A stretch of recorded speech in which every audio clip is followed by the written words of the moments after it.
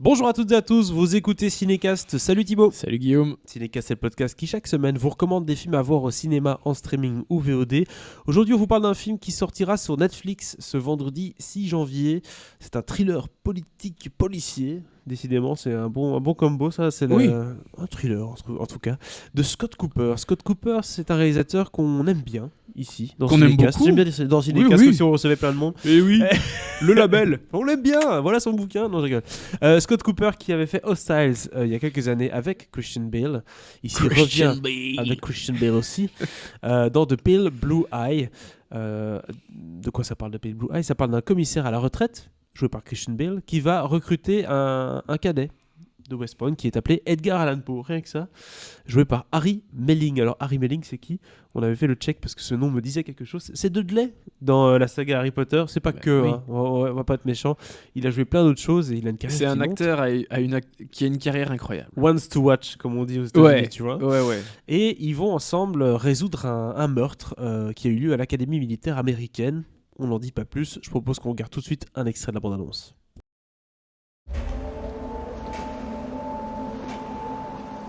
Alors dites-moi, est-ce vrai qu'un homme vous a fait des aveux complets après que vous l'avez regardé droit dans les yeux? Si on a assez de patience, le suspect finit souvent par s'interroger lui-même.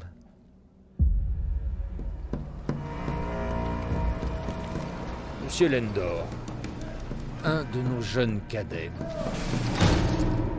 s'est pendu la nuit dernière. C'est l'affaire du médecin légiste. Je crains que ça ne s'arrête pas là. Son cœur a été extrait de sa poitrine. Quel genre d'individu pourrait faire ça? Il devrait d'abord être... Un malade mental. J'ai besoin de vous pour déchiffrer cela. D'après la rumeur, il y aurait des instructions pour obtenir l'immortalité. Y'a quelqu'un? Voilà, on s'arrête là. Suspense, y a-t-il quelqu'un dans les bois? Réponse sur Netflix du coup le 6 janvier. Alors, ça a l'air pas mal du tout ce film en tout cas. Moi, je n'y connaissais pas grand-chose. Tu l'as vu toi Thibaut? Film réalisé par, donc je l'avais dit, Scott Cooper qui a fait Hostiles. Hostiles, déjà un film de costume, comme on peut dire, un film d'époque, puisque c'était dans le Grand Ouest. Oui. Après, en vrai, Scott Cooper, il change de genre à chaque film. Hein. Il avait fait d'abord Crazy Heart, dont vous vous souvenez peut-être. Oui. Jeff Bridges avait eu l'Oscar du meilleur acteur d'ailleurs pour ce film. Il y avait eu Black Mass avec Johnny Depp. Voilà, c'était un film plutôt de mafieux. Oui. Hostiles, excellent thriller. Chez les cowboys entre guillemets. Enfin, c'était. Est-ce que c'est cowboy? Pourquoi je dis thriller? Excellent western. Oui, western. Ouais, c'est ça commence bien ici. mais non, c'est un thriller, c'est ça. Il y a eu Affamé l'année dernière, qui est sur Disney+. Enfin, en Belgique, c'est déjà sur Disney+. Ce film d'horreur avec Jesse Plemons, le GOAT. On t'embrasse, Jesse. Un petit bisou à ta femme. Et voilà, maintenant. Surtout un bisou à ta femme. De Pale Blue Eye, un thriller, vraiment, un policier. Historique, oui, parce que voilà, on a Edgar Allan Poe. Est-ce qu'on doit encore présenter Edgar Allan Poe comme personnage essentiel de l'intrigue? D'ailleurs, on voit des petits corbeaux dans la bande-annonce. Ça fait toujours bien, vu qu'on parle d'Edgar Allan Poe, Exactement. de mettre des petits corbeaux, donc voilà. Alors, c'est vraiment une enquête policière, tout ce qu'il y a de plus classique, évidemment avec... oui, alors... je n'ai pas eu le temps de terminer la non, mais conduite. non. Donc non, il n'y a pas Banderas dans ce film. Mais... ça y est, j'ai perdu le fil de ma pensée. On a une enquête policière assez classique, avec le contexte historique évidemment, et donc oui, les costumes, l'ambiance un peu glauque, tout à fait mystique, mystérieuse, de la fumée, des grandes forêts, un cœur des grandes arraché, étendues, la neige. Effectivement, un pendu, mais qui n'est pas juste pendu, on lui a retiré le cœur de la poitrine. Ouais. Donc, une bonne enquête qui se profile. C'est ça, ça fait un petit peu Sleepy Hollow tout ça, je sais pas pourquoi je pense à ça. Mais le côté un peu on s'installe, costume dans l'armée américaine, petite ça m'a l'air bien. Moi j'aime bien ce genre de film. Mais ce qui est bien, c'est que c'est très manichéen. Donc en tant que public, voilà, tu te fais un peu manipuler le cerveau, ça c'est cool. Il y a des petits twists. Serait-ce de un, chouettes twists. serait-ce un Knives Out version Scott Cooper? Ouais, bah alors alors quelque part, est-ce que Oui. tous les films policiers sont des whodunits? Oui, peut-être. Oui, bien sûr. Mais bon, après, tous les films ne t'invitent pas spécialement à faire l'exercice non Non. plus de trouver qui est le coupable, et le pourquoi du comment. Mais voilà, globalement, le portrait du film, qui est assez solide, je trouve, mais j'ai pas été autant embarqué dans le film que ce que je l'aurais espéré. Et pourquoi? Je sais pas, mais alors déjà je suis très très très client de Scott Cooper, je pense que tu l'as bien compris, surtout Crazy Heart, Hostiles et même Affamé l'année dernière. J'aime un peu moins Black Mass avec Johnny Depp. Et bah voilà, celui-ci va être plutôt dans le bas de mon classement de Scott Cooper. Je sais pas pourquoi j'ai pas été... C'est peut-être l'époque. Je pense que c'est une époque que j'aime un peu moins voir au cinéma. Peut-être Donc qu'on la c'est connaît moins c'est aussi. un goût hein. strictement personnel. Parce que dans le film, ben voilà, ça reste Scott Cooper. Et donc tout ce qui est maîtrise de la tension, de l'intrigue, de te dévoiler des choses petit à petit, tout ça, il le maîtrise très bien. Et quand t'arrives à la fin du film et tu vois, ah putain, en fait, ok, d'accord, il y a ça. C'est ça ou c'est lui ou... T'es là, ok, bien mené comme voilà. boulot, tu vois. C'est le principal pour un film d'enquête. Oui. Ah non, c'est sûr. Mais voilà, d'un point de vue strictement personnel, c'est une époque que j'aime un peu moins. J'ai l'impression qu'on a vu beaucoup de choses déjà faites par rapport à ce moment-là. Donc voilà, ça m'a moins emballé.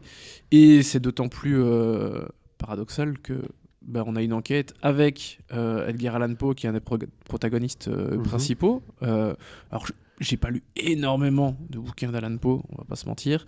Mais voilà, c'est un personnage de la littérature qui est hyper important. Et je trouve ça hyper intéressant dans le film de le faire interagir, parce qu'il n'est pas, évidemment, il est pas Oui. encore devenu cet auteur connu Bien que sûr. tout le monde connaît. Oh là là, connu que tout le monde connaît. Putain, il est temps que... 2023, nous voilà. 14h19, moi je pense que je vais aller faire une sieste après. C'est dur là. Euh, Ouais. Mais il est cadet à West Point, et je trouve ça hyper intéressant de voir cette grande figure être acteur comme ça dans une enquête où en fait c'est un personnage qui en sait sans doute plus que ce qu'il ne laisse penser aux autres. Et donc voilà, il y a tout un jeu un peu de... Il va aider le commissaire, mais il y a un petit jeu de chat et souris aussi. Donc tout ça, ça fonctionne très bien. Donc voilà, ça m'a plu, tu vois. Mais j'ai pas été embarqué dans le film autant que je l'aurais voulu. D'accord, donc c'est plutôt vraiment une question d'époque et de settings qui t'ont un peu plus gêné. L'arrivée d'Edgar Allan Poe, comme tu dis, c'est intéressant. Maintenant, il faut voir comment il l'exploite. Je veux dire, parce que je suppose bien. que c'est romancé, ça c'est pas vrai. Plutôt bien. Il n'y a pas eu d'enquête avec Edgar Allan Poe dans je le me mix. suis pas renseigné, ça Ok, m'étonnerait. c'est ça, je m'étonne aussi. C'est un peu mais comme si on tu s'en faisais, fout, en c'est fait, un peu que- comme si dans Elona Holmes, il y avait tout à coup, je sais pas moi, William Shakespeare qui venait quoi. Oui, bah écoute, Faire un petit ça coucou. m'étonnerait que ce soit vrai.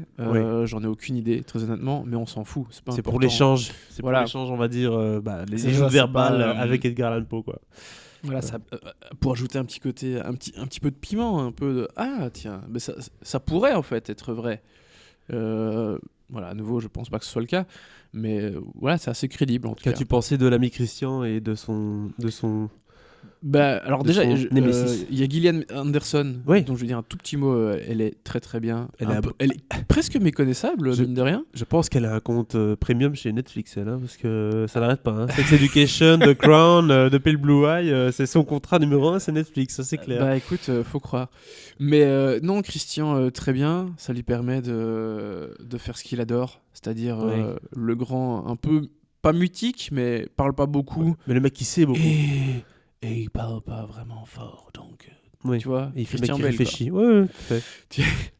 Et il fait le mec qui réfléchit, ouais. Donc et qui aussi a l'air d'en savoir plus que ce Que les qu'il ne autres. prétend. Oui. Euh, Big Short. certes. Et Harry Melling en Edgar Allan Poe, génial. En même temps, franchement, de tout ce qu'il a fait ces dernières années, Harry Melling, j'ai jamais été déçu. En général, c'est même plutôt des bons films en plus, ce qui ne gâche rien, évidemment. Mais non, je trouve que c'est un putain d'acteur. Voilà. Et si on m'avait dit il y a 20 ans que celui qui ferait la carrière la plus intéressante de tous les gosses Harry qui étaient dans Potter, Harry ouais. Potter, ce serait lui. Honnêtement, je t'aurais pas cru. T'aurais parié sur qui? Bah, sur celle qui, au final, a fait une des plus belles carrières aussi, c'est Oui. Emma Watson. Pour son côté marketable, etc. Oui, peut-être. Mais non, pour son talent, je suis pas sûr.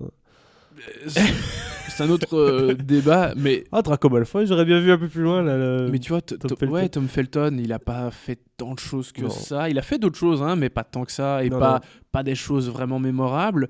Daniel Radcliffe, on le voit de temps en temps, et c'est rigolo, mais il fait pas une carrière de Oui, ouf c'est non pas lui plus. qui va gagner un Oscar un jour, quoi. Mais Harry Melling, Rupert peut-être. Grint non plus. Oui. Et ouais, donc ceux qui se détachent au final, bah, ça a été Emma Watson un petit peu, même si elle tourne moins. Et bah là, maintenant, Harry Melling, il nous en met plein la gueule depuis 4 ans. C'était là, ah ouais, Ah ouais, d'accord. dis donc, fallait pas l'énerver de Ouais, non. Donc, c'est Chapeau. très bien. Mais écoute, en tout cas, c'est sympathique. Ça diversifie un peu le catalogue Netflix. Et puis, ça reste du Scott Cooper sur Netflix. Hein. On peut pas gâcher le plaisir. Non. Quelle non, du note tout. tu donnes à ce film, Thibaut? Allez, quand même 3. 3 Je vais quand même donner 3. pour cette enquête, le Pale Blue Eye, qui sort donc ce 6 janvier sur Netflix. N'hésitez pas à nous dire dans les commentaires ce que vous avez pensé du film dès que vous l'avez vu. Et surtout, abonnez-vous au podcast pour ne pas manquer nos prochaines recommandations. À très bientôt.